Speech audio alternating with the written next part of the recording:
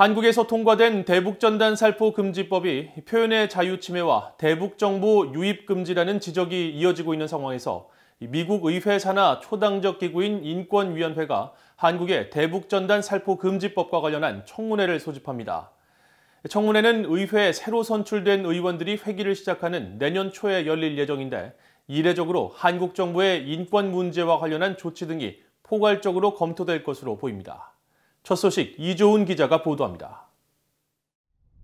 전 세계 인권 문제를 다루는 미국 의회 내 초당적 기구인 톰 렌토스 인권위원회의 공화당 측 관계자는 내년 1월 새 회기가 시작되면 한국의 대북전단 살포 금지법 등을 검토하기 위한 청문회가 개최될 것이라고 밝혔습니다. 이 관계자는 16일 VOA에 이 같은 사실을 밝히고 이달 내 청문회 개최가 불가능한 건 아니지만 이번 회기가 며칠 남지 않은 점을 감안할 때 다음 회기가 시작되는 내년 1월 초 청문회의 구체적인 일정을 잡게 될 것이라고 밝혔습니다. 사안은 시급하지만 지난달 선거에서 새로 선출된 의원들이 참여해 새 회기를 시작하는 1월 초 곧바로 청문회를 개최하겠다는 설명입니다. 톰 렌토스 인권위원회는 이 같은 청문회를 준비하기 위해 다음 주 한국 대북전단 금지법의 세부 내용을 검토하는 스태프 브리핑 등 사전 검토 작업에 착수한 것으로 알려졌습니다.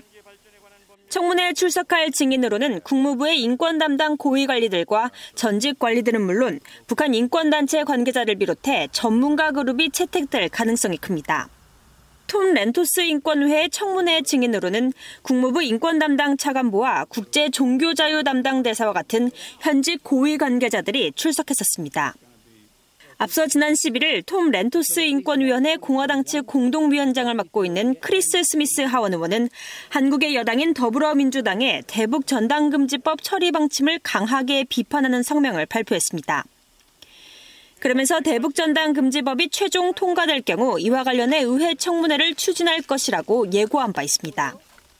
청문회에선 대북전단 금지법 외에도 인권 문제와 관련한 한국 정부의 조치들이 포괄적으로 검토될 전망입니다. 스미스 위원장은 앞서 발표한 성명에서 문재인 정부를 겨냥해 한국의 기본적 시민 자유에 대한 경시와 공산주의 북한에 대한 묵인이 증대되고 있어 심각히 우려된다면서 한국 정부가 시민적 민주적 권리를 지키는 데 실패한 데 대한 청문회를 추진하겠다고 밝힌 바 있습니다. 또 한국의 대북전단 금지법이 통과될 경우 국무부 연례 인권보고서와 국제 종교자유보고서에서 한국을 재평가해야 한다고 밝히기도 했습니다. 한국 국회는 지난 14일 본회의에서 대북전단 살포를 금지하는 내용의 남북관계발전법 개정안을 제1야당 등이 반발하며 불참한 가운데 여당인 더불어민주당이 접경지역 주민들의 생명권을 근간으로 주도해 가결했습니다. 이번 청문회는 대북전단 금지법에 대해 표현의 자유 금지와 북한 주민들에 대한 정보 유입 중단 조치라는 한국 내 대북 인권단체와 국제인권단체, 한반도 전문가들의 지적이 잇따르는 상황에서 취해지는 미국 의회 차원의 첫 번째 조치가 될 것으로 보입니다. VA 뉴스 이조은입니다.